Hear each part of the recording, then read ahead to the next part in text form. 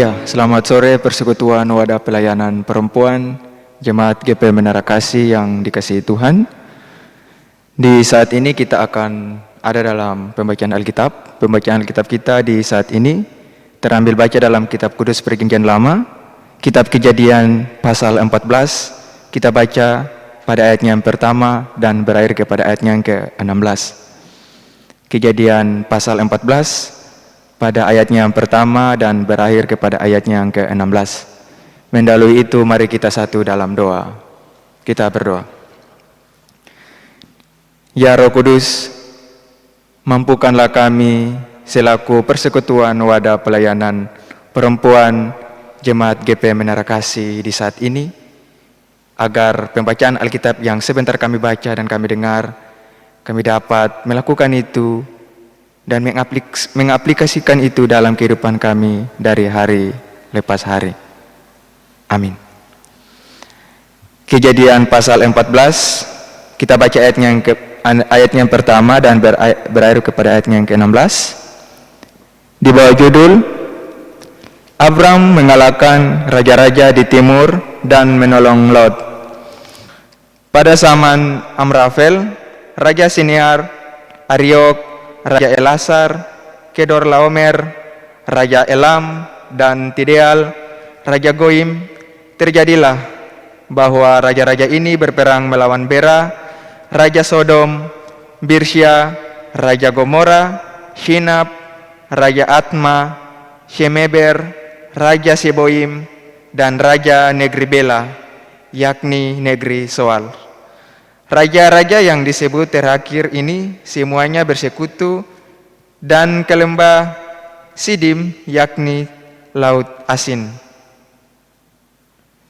12 tahun lamanya mereka takluk kepada Kedorlaomer, tetapi dalam tahun ke-13 mereka memberontak.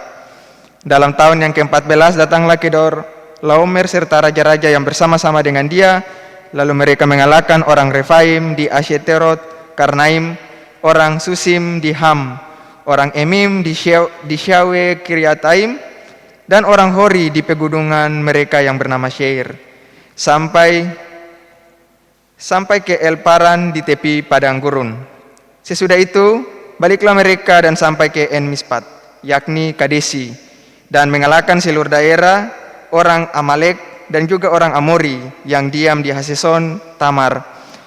Lalu keluarlah raja negeri Sodom, Raja negeri Gomora, Raja negeri Atma, Raja negeri Seboim, dan Raja negeri Bela, yakni negeri Soar, dan mengatur barisan perangnya melawan mereka di lembah Sidim, melawan Kedorlaomer, Raja Elam, Tideal, Raja Goyim, Amrafel, Raja Sinear, dan Ariok, Raja Elasar, 4 raja lawan 5. Di lembah Sidim itu, di mana-mana ada sumur aspal. Ketika Raja Sodom dan Raja Gomora melarikan diri, jatuhlah mereka ke dalamnya, dan orang-orang yang masih tinggal hidup melarikan diri ke pegunungan. Segala harta benda Sodom dan Gomora beserta segala bahan makanan dirampas musuh, lalu mereka pergi. Juga Lot, anak saudara Abram, beserta harta bendanya dibawa musuh, lalu mereka pergi sebab Lot itu diam di Sodom. Kemudian datanglah seorang pelarian dan menceritakan hal ini kepada Abram, orang Ibrani itu, yang tinggal dekat pohon-pohon Tarbatin kepunyaan Mamre, orang Amori itu, saudara Eskol dan Aner, yakni teman-teman sekutu Abram. Ketika Abram mendengar bahwa anak saudaranya tertawan, maka dikerahkannya lah orang-orangnya yang terlatih, yakni mereka yang lahir di rumahnya, 318 orang banyaknya, lalu mengejar musuh sampai ke Dan. Dan pada waktu malam berbagilah mereka, ia dan hamba-hambanya itu, untuk melawan musuh. Mereka mengalahkan dan mengejar musuh sampai ke Hoba di sebelah utara Damsyik. Dibawanya lah kembali segala harta benda itu, juga Lot, anak saudaranya itu, serta harta bendanya dibawanya kembali. Demikian juga perempuan-perempuan dan orang-orangnya. Demikian pembacaan Alkitab kita di saat ini. Iya, Persekutuan Wadah Pelayanan Perempuan yang diberkati Tuhan. Salam sejahtera untuk kita semua. kita bersyukur kepada Allah Tuhan kita karena atas penjagaan dan perlindungannya kita semua masih bisa kembali lagi bersekutu bersama lewat ibadah kita maupun kita melakukannya dari rumah kita masing-masing. Dan ibadah kita di awal bulan Agustus tahun 2021 di saat ini haruslah kita maknai dan harus kita melakukan itu dengan penuh sukacita bersama dengan persekutuan wadah pelayanan kita selaku perempuan-perempuan gereja Protestan Maluku di masa-masa pandemi COVID pada sekarang ini. Iya, persekutuan wadah pelayanan perempuan yang dikasihi Tuhan. Kalau kita melihat situasi atau realitas kehidupan kita pada sekarang ini, tentu bahwa kita sering dihadapkan dengan yang namanya konflik. Konflik yang kita dapati tentunya ada bermacam-macam. Misalnya saja, konflik dengan suami kita, dengan saudara kita, tetangga kita, orang tua kita, anak-anak kita, teman arisan kita, atau sebagainya. Nah, konflik ini sering membuat ikatan kasih dan damai menjadi hilang. Kita kembali kepada teks Alkitab kita di saat ini, bahwa bacaan hari ini menegaskan baik teladan maupun pelajaran tentang kekuatan kasih yang tanpa batas dari Abram. Perempuan-perempuan gereja yang dikasihi Tuhan, meskipun tempat yang didiami Lot sangat subur, namun daerah itu tidak aman karena rawan konflik dan peperangan. Dan itulah yang terjadi. Segala gejolak politik di daerah tersebut pecah. Dan beberapa raja yang takluk di bawah kekuasaan Kedorlaomer selama 12 tahun bermufakat untuk mengadakan pemberontakan. Dan peperangan terjadi di mana-mana. Raja Sodom dan Gomora, mereka kalah dalam perang. Karena itu, seluruh rakyatnya ditawan. Termaksud juga Lot. Lot juga ditawan dan hartanya juga dirampas. Dan saat Abram mendengar kabar buruk tentang Lot, ia pun mengangkat senjata untuk membebaskan keponakan beserta keluarganya dan juga harta bendanya. Tindakan Abram menunjukkan kasihnya yang besar kepada Lot. Ya, walaupun Lot pernah berselisih dengan pamannya Abram soal lahan untuk makanan ternak, namun ternyata persoalan itu tidak disimpan Abram di dalam hatinya. Maka ketika Abram mendengar bahwa Lot itu menjadi tawanan perang, ia pun menunjukkan kasih yang besar dengan mengerahkan pasukan untuk mengejar musuh tanpa memikirkan risikonya. Persekutuan yang diberkati Tuhan, mengapa Abram bersedia melakukan hal itu? Ya, jelas karena Abram mengasihi Lot yang adalah keponakannya dan sudah dianggap sebagai anaknya sendiri. Dan juga karena Abram ini percaya pada kekuatan kuasa Tuhan yang mampu menolongnya.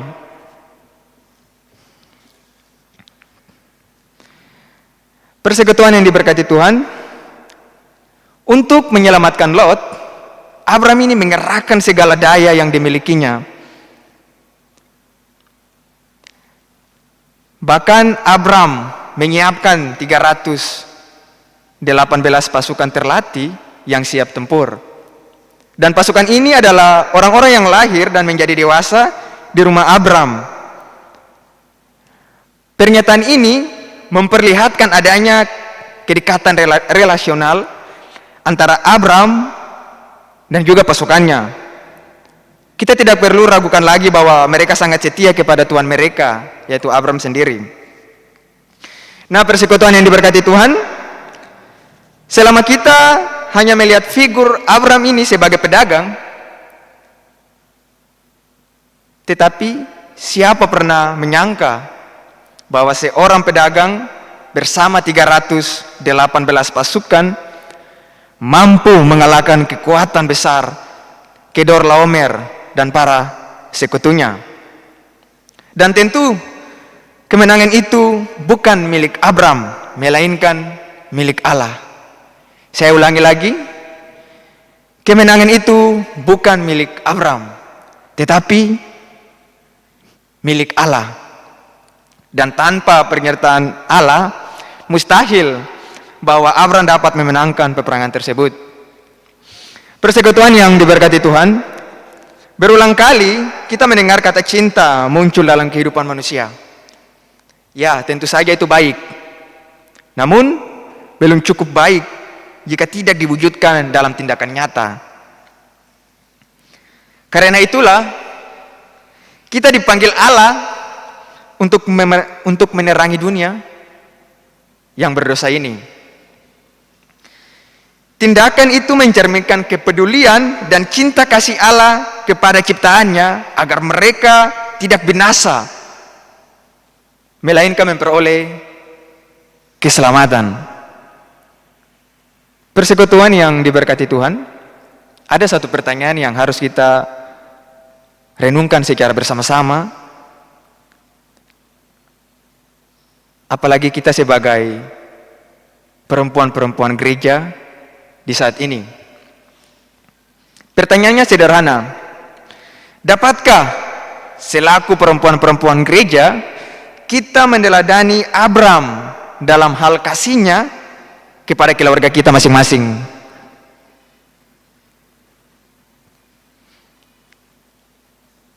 Persekutuan yang diberkati Tuhan, tetap mengasihi dan berdamai sebagai kerabat yang memiliki ikatan kekeluargaan. Bunda Teresa pernah berkata, jika tidak ada kedamaian di antara kita, dikarenakan kita melupakan bahwa kita memiliki satu sama lain. Saya ulangi, jika tidak ada kedamaian di antara kita, itu dikarenakan kita melupakan bahwa kita memiliki satu sama lain. Ya, benar. Sebab sebagai satu persekutuan keluarga, kita saling memiliki. Dan karena itu, jangan melupakan ikatan itu. Tetaplah mengasihi, tetaplah berdamai. Karena berkat Tuhan tersedia bagi semua orang dan semua keluarga yang tetap saling mengasihi satu dengan yang lain. Tuhan memberkati dan menolong kita semua. Amin.